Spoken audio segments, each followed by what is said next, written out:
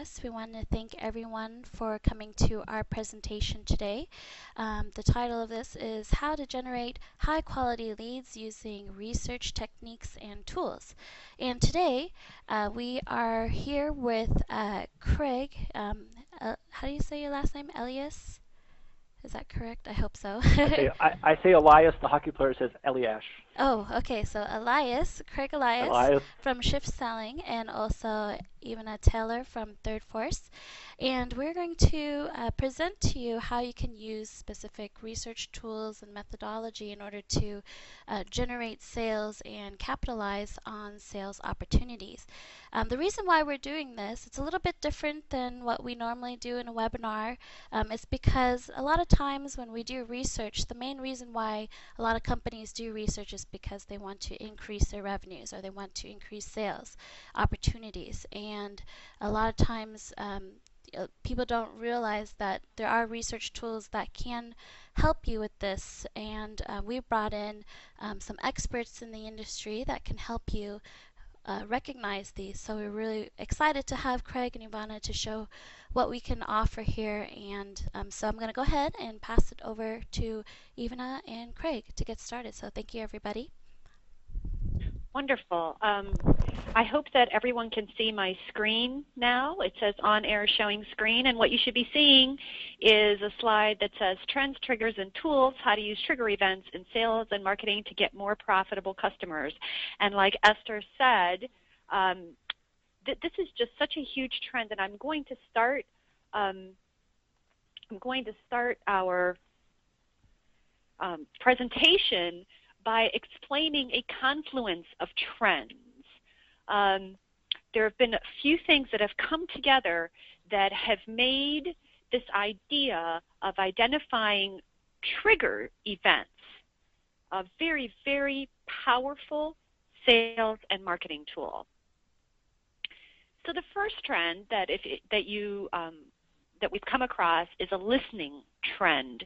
And if you've heard Vivek Bhaskaran, CEO of Survey Analytics, talk or write, he talks about this quite a bit. This is something that as market researchers, we have, and marketers in general, have just really become much, much more aware of this two-way conversation. And instead of just pushing or requesting information, what we're doing is actually listening. So there's a very, very interesting statistic on here that says just 33% of Internet users say they worry about how much information is available about them online. That number is down from 40% back in 2006. This number keeps coming down because we have another interesting confluence, and that is timing, which means that now we're sharing information online through social media avenues, and we're actually able to see exactly what people are doing at very, very specific moments in time. And that's never really been quite so easy to do. I don't want to say possible, but not quite as easy to do. And it's becoming a really, really powerful sales and marketing tool. And the third trend that I've picked out, and these are just really macro trends, is this idea of real-time technology. And as you can see, I've listed some mobility and different types of social media tools that allow us to, that show that consumers are more willing to share private information online and activity information online, and that there are now tools to capture them. So the trend of listening, timing, and being at the right place at the right time, combined with real-time technologies, has made a big, big impact.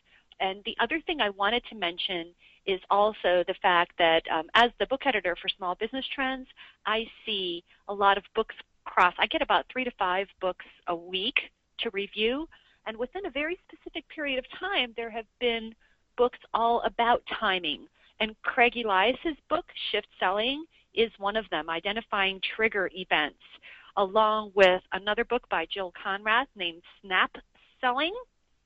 and a third book named Selling to the C-Suite, and another book that I pulled out called 24-Hour Customer by Adrian Ott. All of these books have come out within 6 months of each other, and they all talk about the power of using real-time technology combined with customers sharing their information and using it to your advantage. So with that preface, I'm going to introduce our main presenter today, Craig Elias. Craig, welcome. Thank you very much, Ina. And I need to change. I'm going to give you Control.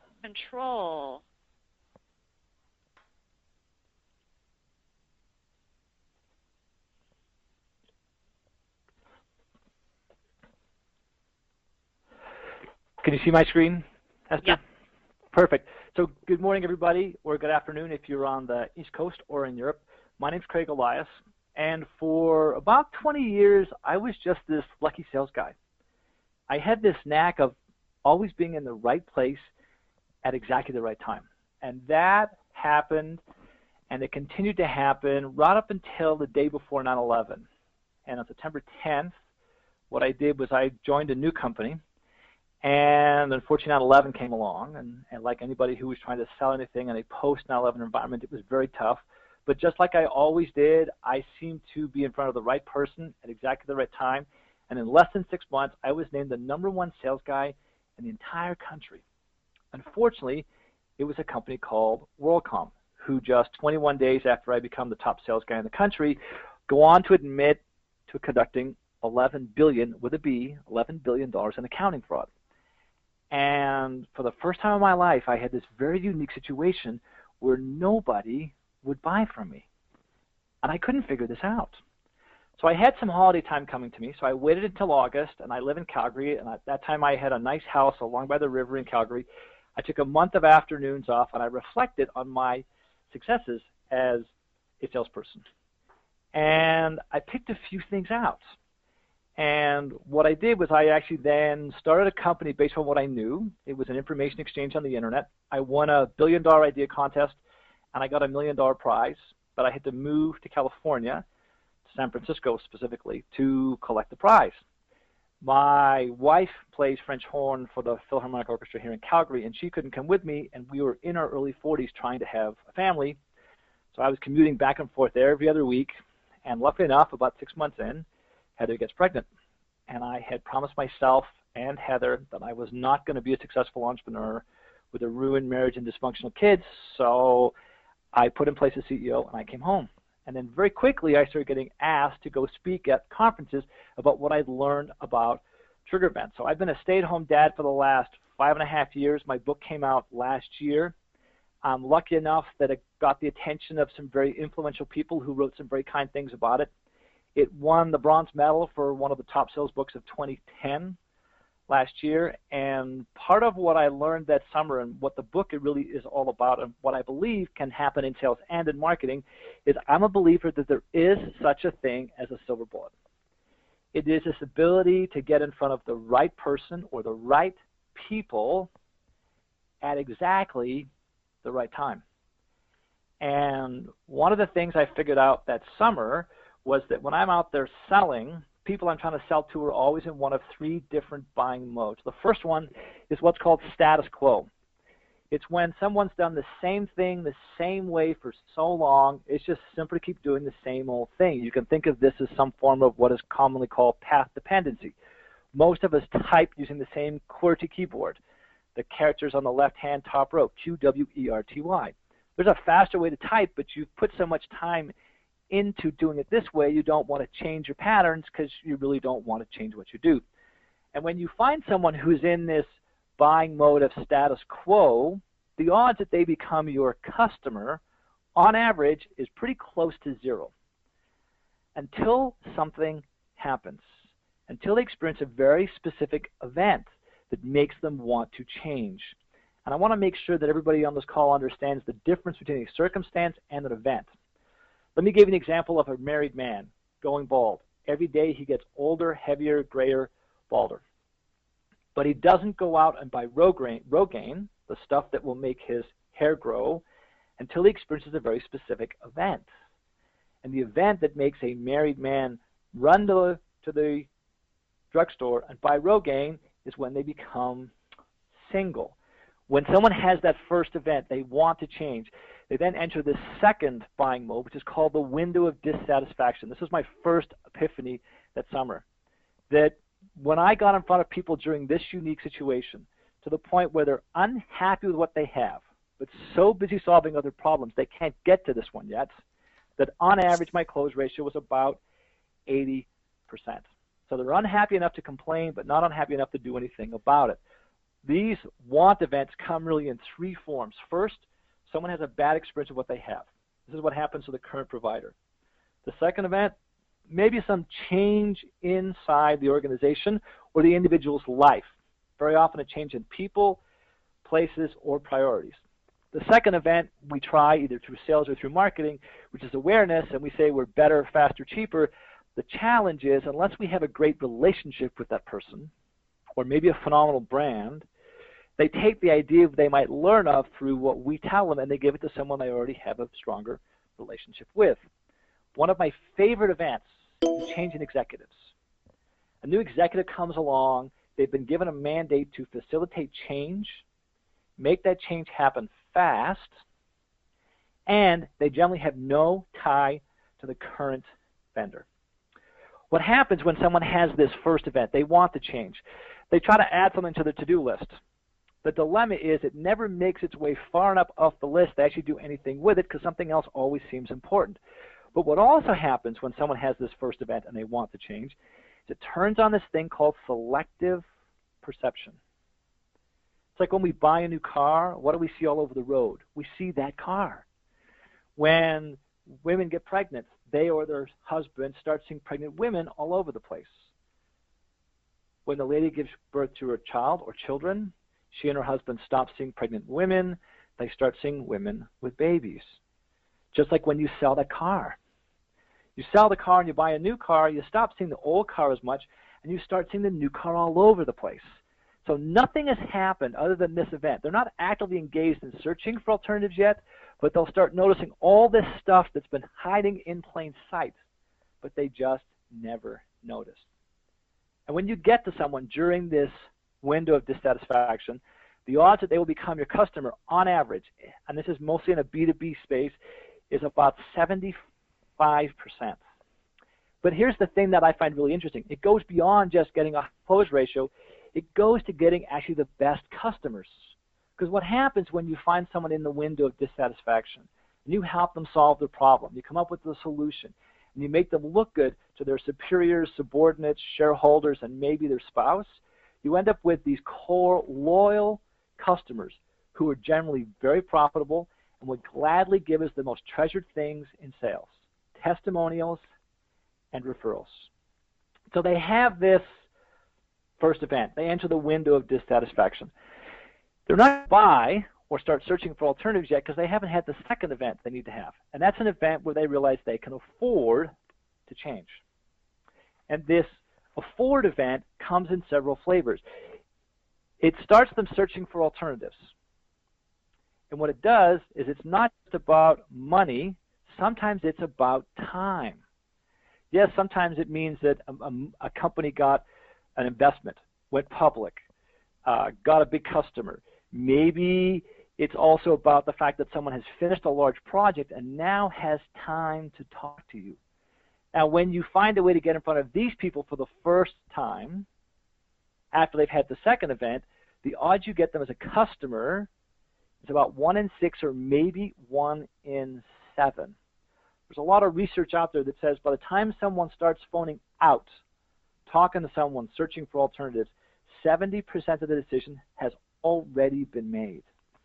So I'm amazed that there is this phenomenal opportunity, and I was very intrigued when I saw this research done by the Demand Generation Report. They asked a question of senior executives in businesses asking about some of the purchases they'd recently made, significant purchases, and they asked the question, how was your first point of contact made? And being this optimistic sales guy, I assume that the vast majority of the time, the first point of contact was a salesperson reaching into the prospect. turns out that only happens 10% of the time. It is the customer who's reaching out to the vendor 90% of the time. And the problem is, at that point, 70% of the decision has already been made. So there's a huge opportunity here to be able to learn of these early events, get in early, shape the decision, and be the person that gets the business. Now, just because someone has that second event where they can afford to change doesn't mean they will. More times than not, they need to have something else that helps them justify the decision before they can make that change and finally make a purchase, and then some vendor becomes the new status quo. More times than not, these events that allow someone to justify is based upon something that is less risky than what they have. Most people are risk averse, and that's how they're going to justify the decision. Whether it's someone who's got more credibility or someone who presents lower risk, take something small. If you get a chance to go work for a large organization and do some work for a large organization, take a small piece, establish some credibility, and make your way through the organization, and then you go get more. If you try to take the big stuff first and you don't have any credibility and there's no justification event inside the organization, odds are you won't get the business. So let me share how this aligns up from a sales and a marketing perspective. So we talked about this first buying mode, which is called status quo. That's the sales perspective. From a marketing perspective, I look at that as someone who has awareness around what you have. Then they experience the event, they want to change, they move into this window of dissatisfaction. I view this from a marketing perspective as when someone has interest in your product or your service. They have the next event where they can afford to change, they start searching for alternatives. This is when they start to have desire. And after they've had the last event, it's this new status quo, and that's because they have taken action. What marketing knows very well is the farther you go down the funnel, the more likely that someone is to buy. But what sales understands is the longer you wait to engage that prospect, the less likely they are to buy from you. So the middle ground is this green spot, the interest piece, or where there is this window of dissatisfaction. So I'm going to share with you some ways to integrate sales and marketing so you can get what SurveySwipe says, probably on average 24% higher growth. So there's a very simple 7-step system to aligning sales and marketing. The first step, choose the best prospects. The prospects you want to go after are those that have money, the ones that have the authority to spend it, and the ones that also have friends just like them, so they have great influence. They'll give you testimonials, referrals, and you get great word of mouth. One of the reasons that you want to target these prospects is that these prospects very often only have to have the first event where they want to change before they'll actually make a purchase. Because they already have the money, they don't need the afford event.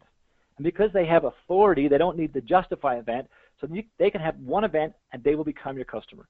So how do you figure out who are the best prospects? Well, it's really pretty simple. All you got to do is analyze your best customers. You list your 10 most recently won customers. And I have a form, which I'll give you a link for later on. You can go to windowofdissatisfaction.com and you can download this form with instructions. But here's what you do. You list your 10 most recently won customers. Go down the list and you put a check mark next to each name where you got a shorter sales cycle. You go back to the top of the list, you put a check mark again next to all those sales that were relatively easy to make. Same thing again if you've got a higher price where there's a limited objection. And if you've got someone who's willing to be a reference, what I find is that those with 3 or more check marks next to their names are the ones you want to duplicate. Those are the people you want more of. So the question now is, how do you figure out what are the events that cause those people to become customers? These are the ones we want to go analyze. I'm a big believer in what a guy named John Lubbock says. He says what we see depends upon what we look for. So how do we find the best trigger events? Well, what we have to do is we have to analyze the business that we win. So my first epiphany that summer was that there was this buying mode of the window of dissatisfaction. My second epiphany that summer was that there was a specific series of events that drove people from one stage to the next. My third epiphany was that for the first time in 20 years, I'd done something differently. For 20 years, my sales managers had always taught me the same thing. If you ever lose the business, you never lose the lesson.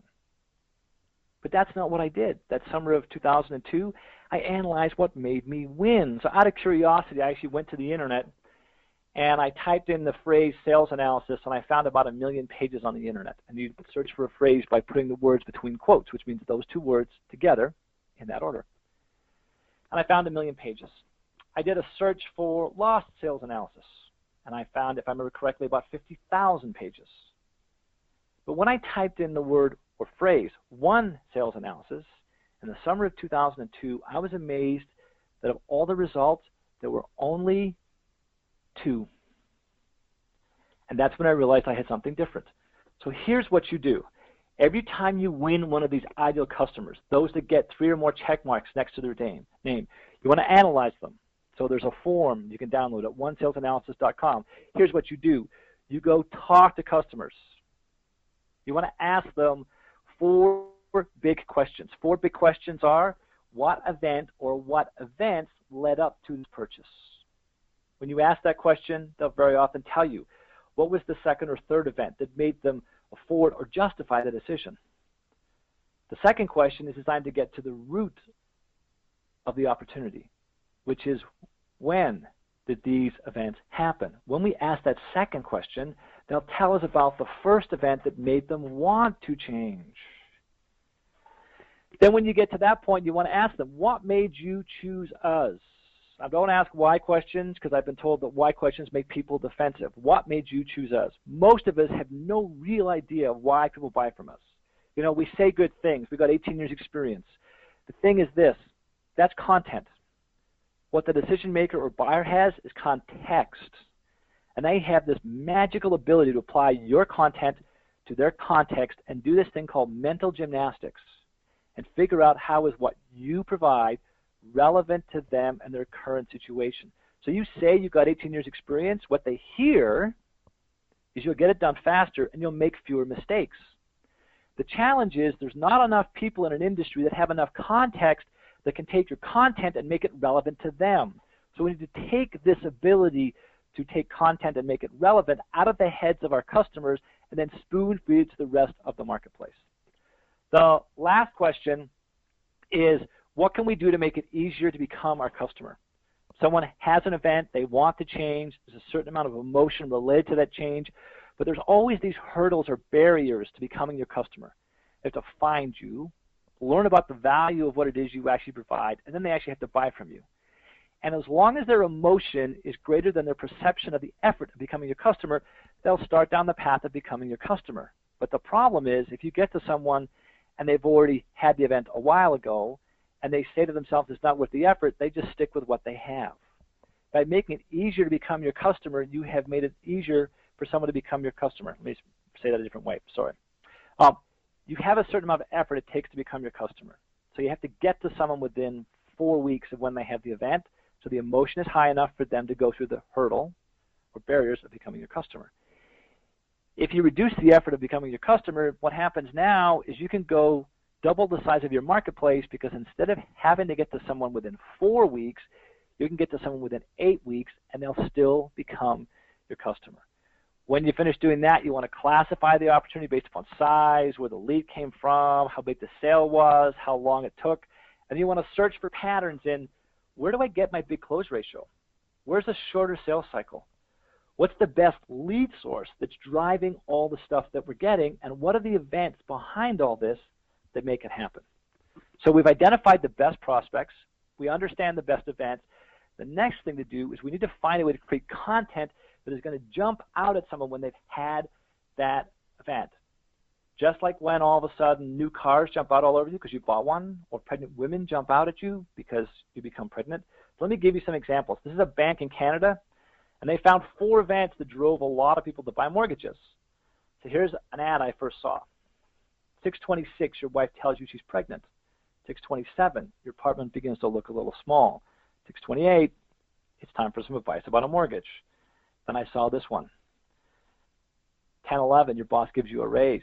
10:12, you give your landlord notice. 1013, time for mortgage advice.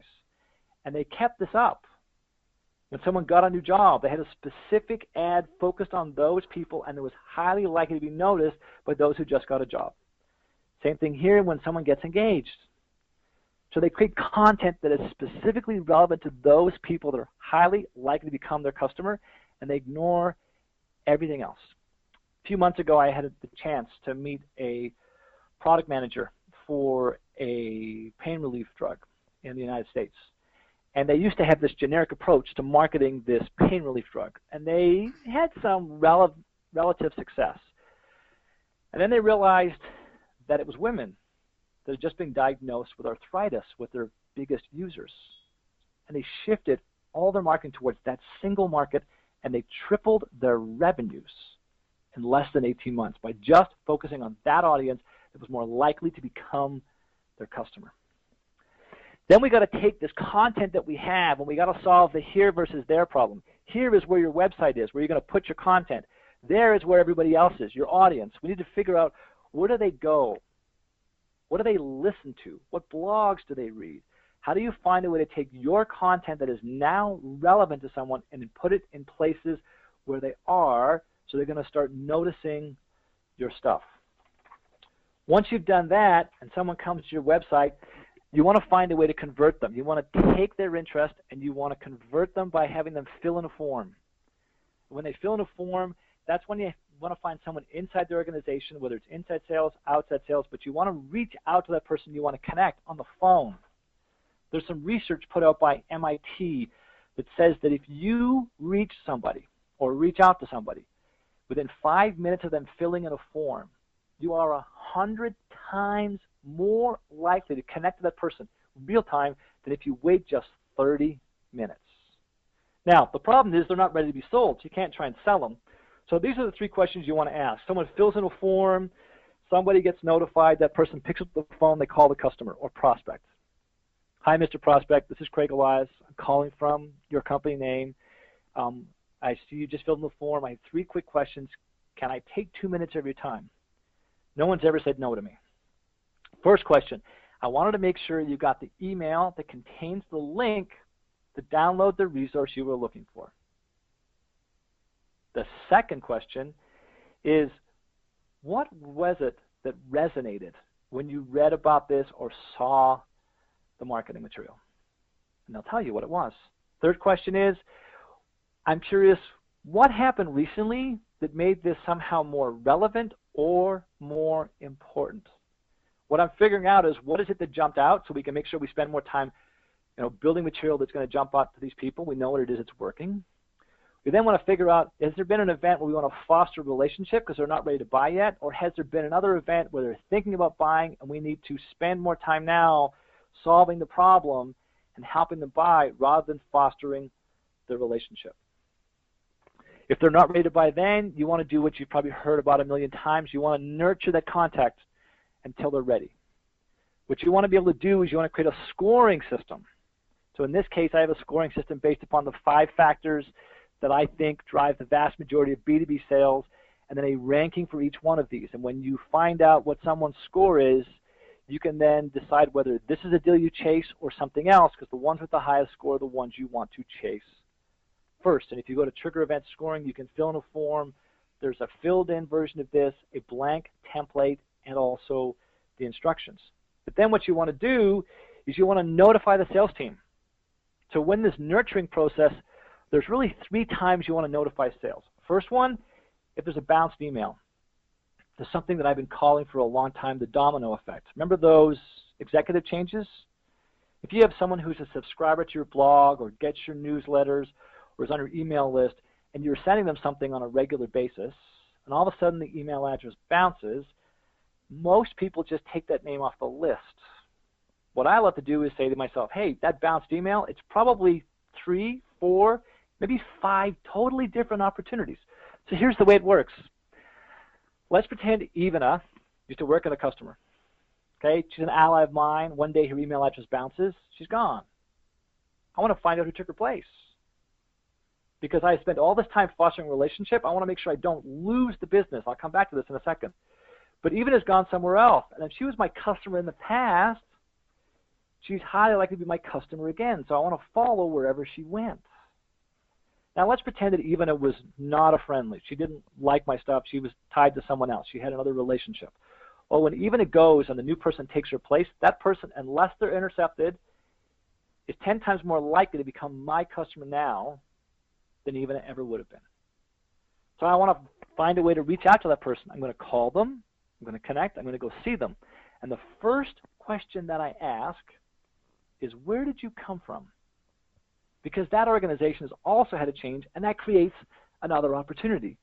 The other opportunity is on the other end of the equation, where Ivana went, that person has left, and there is also another opportunity. So you need to notify sales so they can take advantage of the opportunities created by these changes in executives.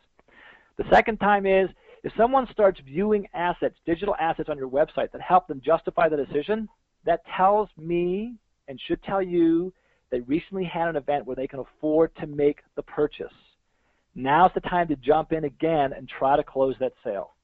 The last time might be around if you've got some scoring threshold. Someone scores a 7 out of 10. That's the time you want to reach out to them. Each of these situations is when you want to notify your sales team. And then what you want to do is when you get new wins, if it's someone who has 3 or more check marks next to their name, you want to analyze those new wins just like you did the last 10.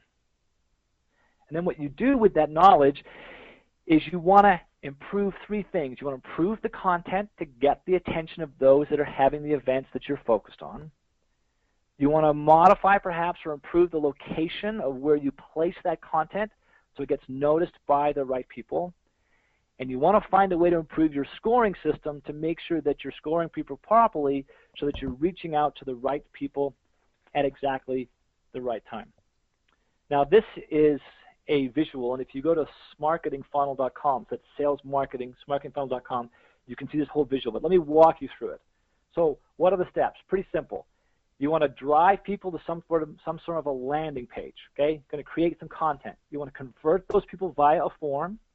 You then want to connect with them, ask those 3 questions I suggested, nurture and score, right?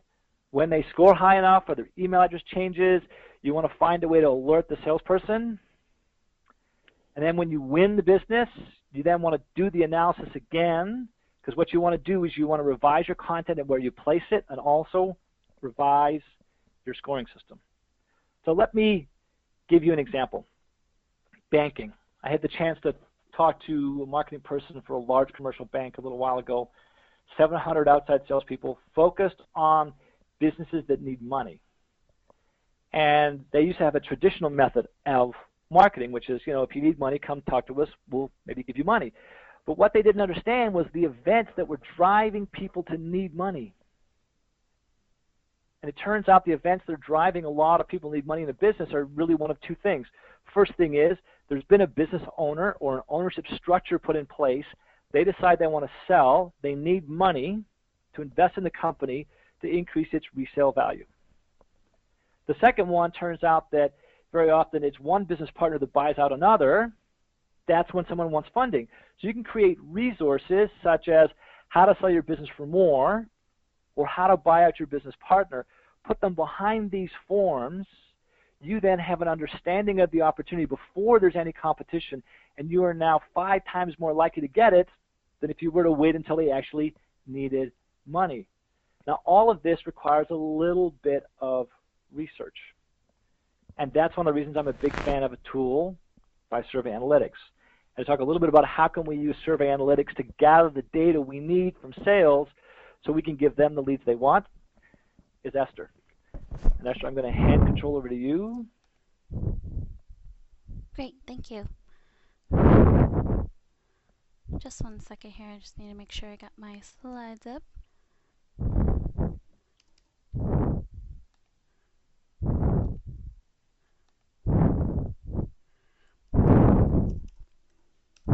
Oops. Just one second here.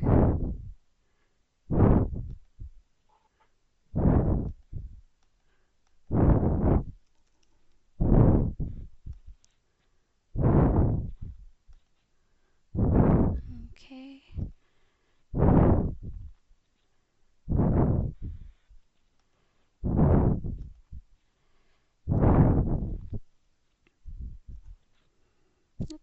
It's not actually moving. Just 1 second here. My apologies.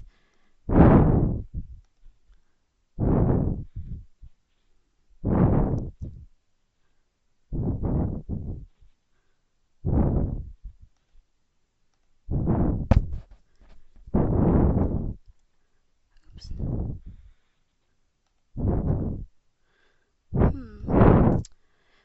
It looks like I'm not able to move these on my end. I'm not really sure why. Let me see if I can. Do you want to take control, Esther, and show the slides from my end? Yeah, let's go ahead and do it that way. For some reason, Okay, it just won't pass it back. move it. Okay, just 1 second here.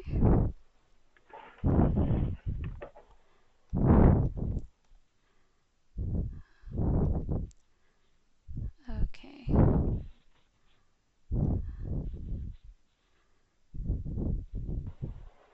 Okay, we're on. Okay, great.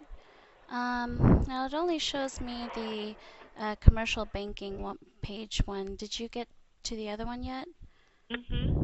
Okay. I can see it. Huh, interesting. For some reason, I'm getting a different one. There should be one that says real-time tracker, time chatter. Why? Yeah, it's on my end. I've got something where it's the viewing. It's out. Just 1 second. I had this happen to me there's last the time. bank. Yeah, just do this. It's just stuck on the commercial banking one. Let me go ahead and just Okay. do. I'm just gonna just go down. Okay, here we go. There we go. All right, here. So, okay, I see you on your end. Okay, great. So my apologies for that, everyone. Here I just wanted to talk to you from Survey Analytics.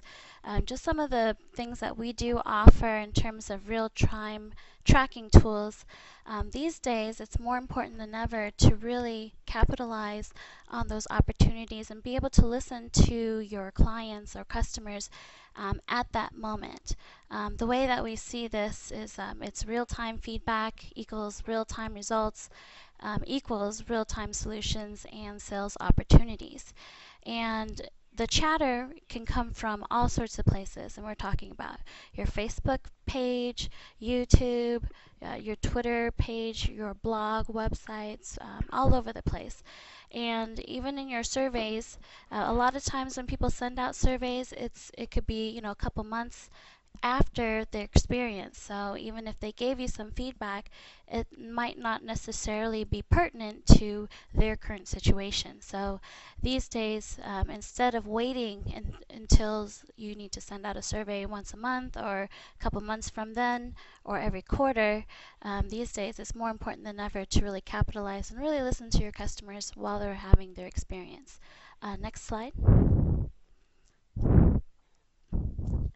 So here at Survey Analytics, we offer an opportunity for you to be able to listen to your clients and take what they're saying either in their open-ended comments, either on your Facebook page, Twitter, or even in a survey, and be able to categorize these on your own. Back in the days, it used to be a lot harder to take what people say in an open-ended context and be able to analyze it in a way that makes sense. And so here what we have is sort of a self-coding tool or a categorization tool, which allows you to determine what segments that each of your respondents kind of fall into. So you can see I have an example here of some dissatisfied customers, satisfied clients, and neutral clients. And the response ID below, it's based off of what you would categorize them as. So these analytics and text charts are done real time. So once you determine, what category they fall into, then you can choose the appropriate action. Next slide. Oops. If you can go back one. We also have tag clouds, and tag clouds allows you to also analyze and visualize what people are saying to you. The larger the words they are, the more likely they're using those. So you can see here, the word first and time, month, visit. Those are words that really pop out at you, and those are words that we just need to have, opportunities to kind of see, why are they saying these words to us? What are they doing? A lot of times when you're looking at open-ended text, it's usually in a report or an Excel, and you can just kind of eye it in terms of seeing, what words do you think they're saying the most. But with a tag cloud, it really can show you, both visually and with colors, what kind of words are going to be said. And it is also open to interpretation, which is also great, and you can share this with your group. We have opportunities in which if you don't want specific words to show up, you can prevent them from showing up by applying a stop word as well. So this is a good tool that we'd recommend just to allow you to further visualize what people are saying to you in a very fun, contextual way. Next slide. So the next slide we have is about DiscoverText, and DiscoverText is a company that we've partnered with Stu Schulman over at, he's a assistant professor over at UMass Amherst, and he runs Texifier. And basically, he has come up with a tool that allows you to take things from the web in terms of what people are saying on Twitter, Facebook, also what people are writing to you in your emails or your surveys, and be able to filter it all through and be able to import and archive your data from multiple sources. And based off of that, you'll be able to unify all of the data and what they're saying and kind of figure out, what are the main things people are trying to tell you at that point. And so instead of waiting and analyzing what people are saying in your surveys versus what people are saying in Twitter, you'll be able to analyze it all together in one point. And so I would suggest to go to discovertext.com. You can get a free evaluation license. It's 30 days free eval, and test it out. And you can actually move and feed in anything. If anyone's talking about you on the web, or if anybody's if you're interested in what people are saying or replying back to you when you're writing a blog post, this is a great way to kind of see what people are saying about you at that moment. You can go to the next slide. The next tool we have is a crowdsourcing tool. Ideascale.com is one of the tools from Survey Analytics, and it basically allows you to use your audience to brainstorm and allow you to harness their ideas. And this allows them also to give feedback in terms of allowing them to vote a thumbs up or a thumbs down on a particular idea. And then respondents, as a result, can also include their ideas as well and allow your audience to continually vote up or down on those as well. And the idea of Idea Scale really is that the most popular ideas or most preferred ideas will naturally bubble to the top. This is a really, really popular tool. We actually have sold and are working with the government, and they use it at all 24 federal agents in terms of being able to gather ideas from internally and also from the American public as well. So IdeaScale is a very popular tool. And crowdsourcing these days is becoming more and more popular in terms of being able to gather the feedback and allowing people to interact with you. Next slide, please. We also offer quick engagement polls through Micropoll or micropoll.com. It's very similar to IdeaScale and allows you to post a really quick poll either on your website or your blog, and you can collect feedback and use the results for context and product development. And you can pretty much put a poll anywhere you'd like. So you can post it on Facebook, you can post it on your Twitter, anywhere you like. And these days polling is pretty common. You can see it pretty much anywhere you go.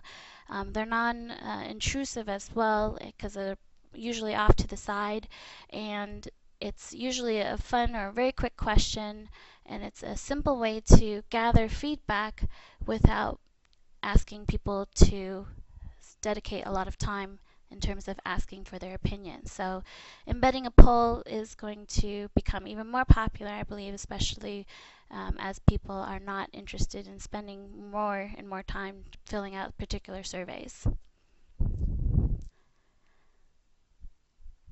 The new thing that's coming up when it comes to gathering feedback and listening to your clients is mobile applications. We here at Survey Analytics, we have a SurveySwipe, which is an online mobile application panel.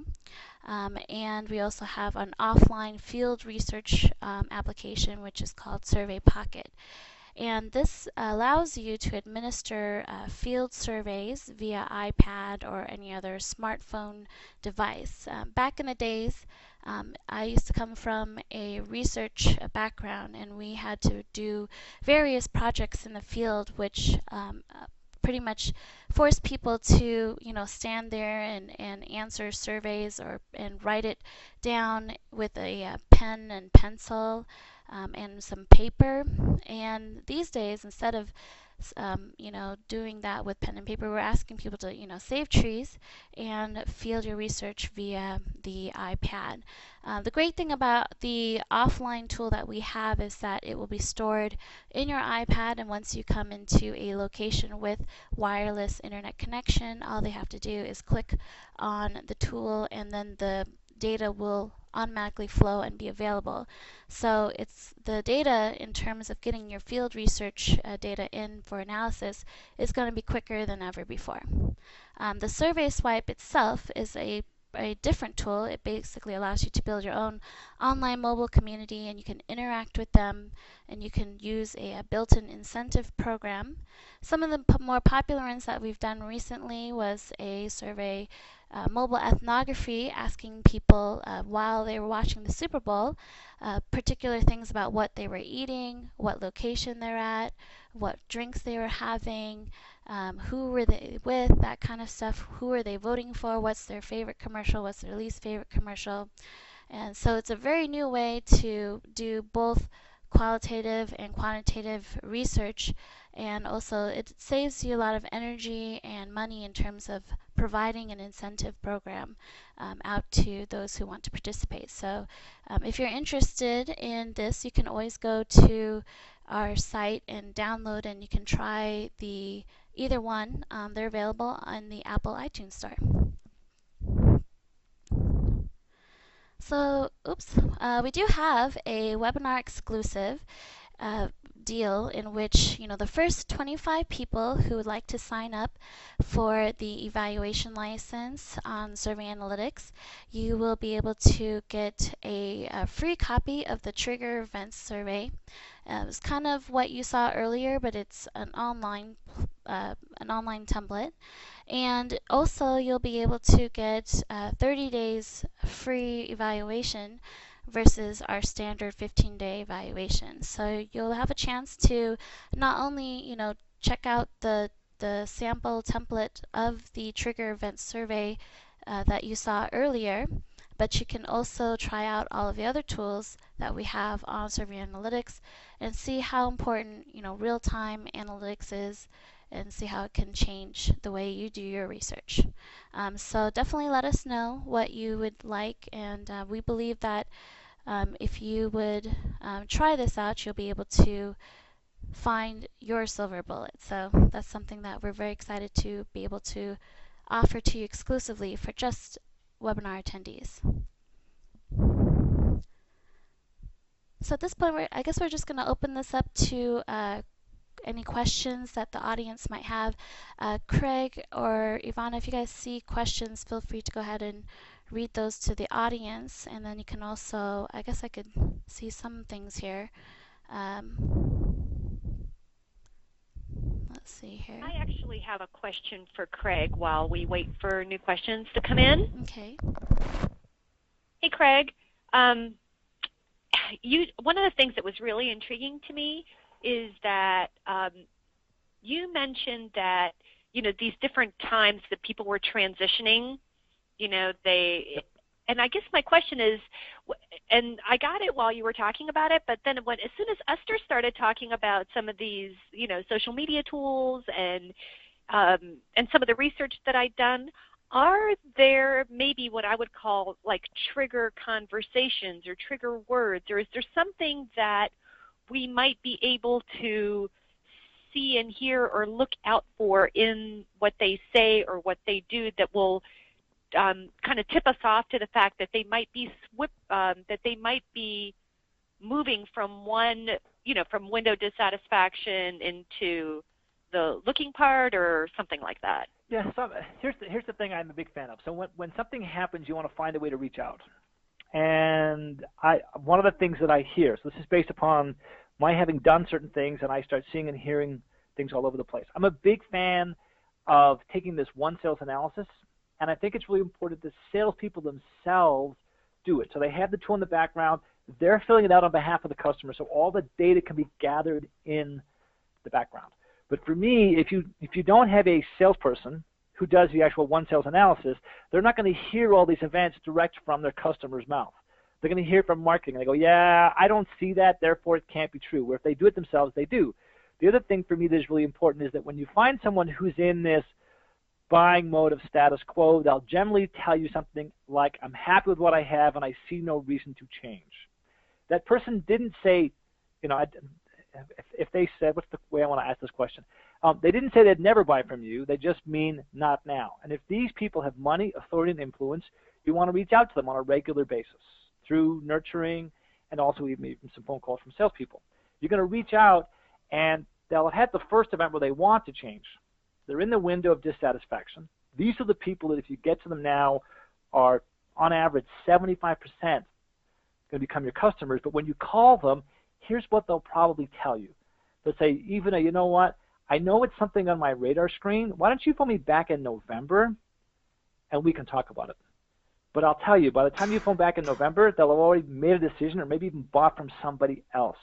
So when you hear this, you want to find a way to take that person, if you can, get them out of their office, away from voicemail, email, subordinates, superiors, all these interruptions. Take them for coffee, lunch, beer, golf, skiing, a hockey game. I don't care what it is. Get them talking about the problem. It doesn't tell you about the problem. Then you can plant a few seeds around how you can help them solve the problem. If you miss someone in this window of dissatisfaction, they have the event where now they can afford to buy. They'll say, hey, I'm interested. Can you please send me a quote? The dilemma is that, as we've seen in a whole bunch of different research, that 70% of the decision is already made, which is what do they think the problem is, what do they think the solution is, and who they think the best vendor is. And all they're doing now is gathering some data they need to justify their decision. So for me, whenever I hear something around, I'm happy and I see no reason to change, if they have money, authority, and influence, I'm going to foster a relationship, raise their expectations, try to facilitate some form of dissatisfaction if I can. And most of that's based upon reliability and responsiveness of sales or customer service. So I can be more reliable or more responsive. Or I'm listening for this, you know what, it's on my radar screen, phone me back in November and we'll come talk about it. That's what I'm hearing when I'm out there listening to people. Does that answer the question? Absolutely. And I have a question from the audience. Craig? Okay. How do you find out where your audience hangs out? So I'm an old-fashioned sales guy. I just ask. Like I will go to a CEO. So here's one of the things I love to do. I'm a big believer of what people do, not so much what they just say. So something I might do is I might find someone who I want to have as a customer, and I'm going to go, hi, Esther, my name's Craig Elias. I'm doing some research. Can I ask you 5 quick questions? And my first question is, so when it comes to this tool, who do you use today? Who are you using? And they'll tell me who they use. And I'll then say, who did you used to use? And they'll tell me who they used to use. And I'll say, well, what was it that made you switch? And what I'm listening for is what's the event that made them switch? Because I know if that event made them switch in the past, it's highly likely to make them switch in the future. And then I would ask a question around, okay, so the next time that happens, how do I position myself as the person you talk to first so that I get the opportunity to be your customer? And they'll tell you all kinds of other stuff. And then my 5th question is, and if I wanted to get the attention of other people just like you, where would I post some relevant content? And what I love is commenting on blogs. So find a blog that's well read. And I've done this. I'm very fortunate that I've been very successful at this strategy. So I have 3 favorite strategies for customer acquisition or lead generation. First one is bounced emails, which I told you about. Second one, doing webinars like this. Get on someone's radar screen, add a little value, have them subscribe to your blog, they follow your other stuff, and all of a sudden one day they want or can afford what you sell, they become your customer. My third way is commenting on blogs. So you find a blog, and there's a, I think it's called INVSP / blog ranking, but there's a place that ranks all these blogs for any topic. And it'll give you the 50 most popular blogs. What you do is you find a blog post you think is relevant, you comment in some way, so you're adding value to the conversation, and then you offer something up. Oh, by the way, if you want to learn more about this, here's a link to go learn about it. Well, when they go to that link, what's at that link? A form. They got to fill in the form, and you get notified. So one of the websites or blogs that I follow is by a guy named Jeffrey James. He runs a blog called, what's it called? Sales something or other, but it's on BNet. And I comment on occasion related to my one sales analysis. And one day someone asked a question, how do I outsell everybody when we're all selling the exact same thing? And I said, well, you got to get there before the other guy does. And I said, here's a way to figure out how do you make that happen. Well, there was an author, a guy named Art Subject, who saw my comment and liked it, checked out the link, filled in the form. He asked if he could use my content in his book. His book actually was the gold medal winner for the same awards that I won the bronze medal for. And what Art did is when he found the resource and had some time spent with it, he sent an email to everybody on his list and said, go check out this form. I had 300 people in 24 hours fill in my form. He then blogged about it a few weeks later. I had 250 people in a week fill in my form. It's in his book, page 40. And pretty much every single day, I get 2, 3, sometimes as many as 5 or 6 people fill in the form. So I'm finding a way for me to ask, what do you read? What do you listen to? What blogs do you follow? And then posting your content there and harnessing the potential of those blogs, adding value to the conversation, and then leaving a cookie crumb or a trail, and then people then come to your website. Oh, that's super. Hey, speaking of which, I have one big-time question, and I bet everyone on the call is thinking this right now. I mean, there is no doubt that what you're talking about is valuable, and I even want to say, especially when you look at the bounced email strategies and the nurturing strategies and all that, I mean, now that you've said it, it becomes what I call intuitively obvious. Mm-hmm. But there is one big question that I have, and that is how, let's say, I get the book, I read the book, and I say I'm going to do this for myself. How do you recommend that we start implementing these strategies little by little to make them part of our everyday lives? Because it seems like there's a, it's kind of scary, Craig. It's a lot of detailed stuff. Can be. Yeah, I mean, so for me, the 2 things that matter the most, first of all, go analyze past customers. Look at the ones that you want to go replicate, because the right activities on the wrong people are just a waste of time. So let's make sure whatever we're doing for the people we want to get as customers, those that have those 3 or more check marks. And then you need to get sales, the person who actually made the sale, if at all possible, to go away and do that analysis. Because what happens is when you go away and do that analysis and you start hearing the same thing again and again and again, guess what starts to happen? You'll start noticing it all over the place. Nothing has changed.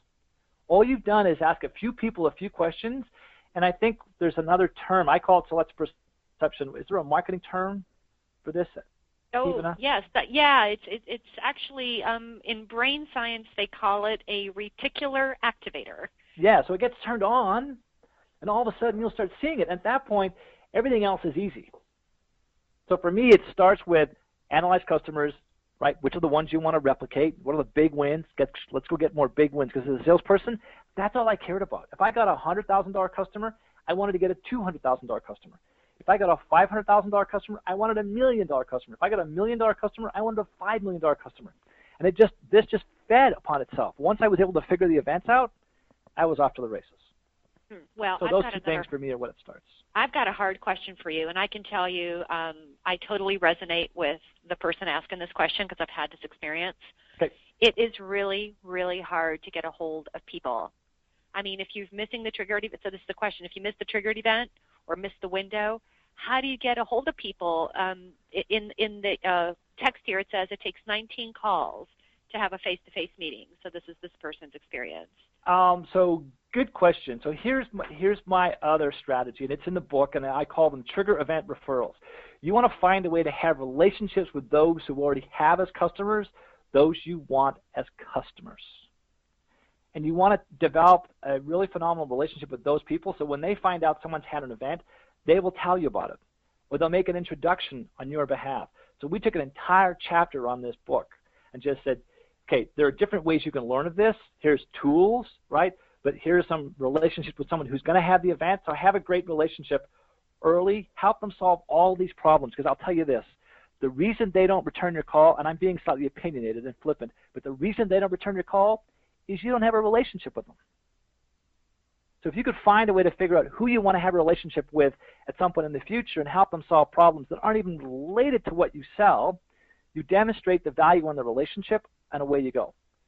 But I do think it's really important to find the influencers out there and have them introduce you, because that goes a long way to helping you get someone's attention. Do you have any tips? Oh, I know we're past the time, but I just want to ask this one more question. Okay. Do you have any tips for how you are using, let's say, LinkedIn or any of the Twitter or Facebook social media sites to identify people? Like, that's how you and I got together. It was. So the way that it happened for me is that I think you sent me a connection request, right? No. Or maybe, here's how we got Craig. Okay. I searched on, I did not know the name of the book Shift Selling, but I did know Craig Elias's name, and I knew the term of trigger events. I knew that he was associated with that term, and so when I typed that into Google, the very first thing that came up was your LinkedIn group. So Okay. I joined the group, and 5 minutes later you called me. So having a group is a value, but here's what also happens. LinkedIn allows you to see who looked at your profile every day. Mm-hmm. So if I see someone interesting who may have money, authority, and influence, I'll pick up the phone and I'll talk to them. Mm-hmm. People send me connection requests. A little while ago, I had someone from a relatively large IT firm send me. I've known them for a while. They're a prospect. We've had a few conversations. We have a relationship that's developing. And all of a sudden, she sent me a connection request on LinkedIn. I went, okay, why? What happened? Something happened today that made her want to have a different kind of relationship than the relationship we had yesterday. So what did I do? I did the old-fashioned thing. I picked up the phone. I talked to her. Guess what happened? They'd moved her job to head office, and she doesn't want to move. And she likes what I do, and she wants to find a way to stay in touch. And she offered to introduce me to her boss before she left. So that's one way. You can also follow companies inside LinkedIn. So when there's new staff, it'll tell you. Got it. Got it. That's terrific.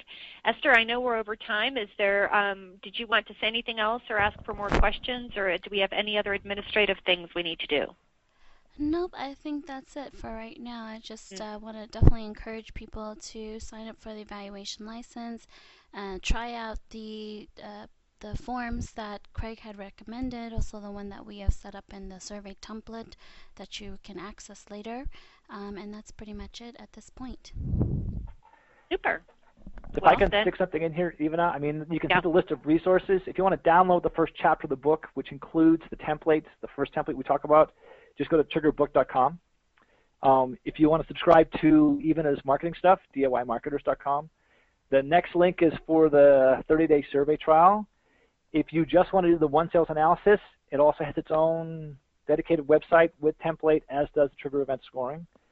I hope everybody learned something, and I look forward to the opportunity to connect in person if we get to connect on LinkedIn or somewhere else. Absolutely. I just want to add one thing, and I just now saw it, where it says it's DIYmarketers.com, just like it is in my email. And on the website, it currently doesn't have an S, but it is DIYmarketersS.com. And just sign up for free tips, and that would put you on the list. And whenever there are other really interesting things for you to know about research or marketing in general, that's the place you'll get it.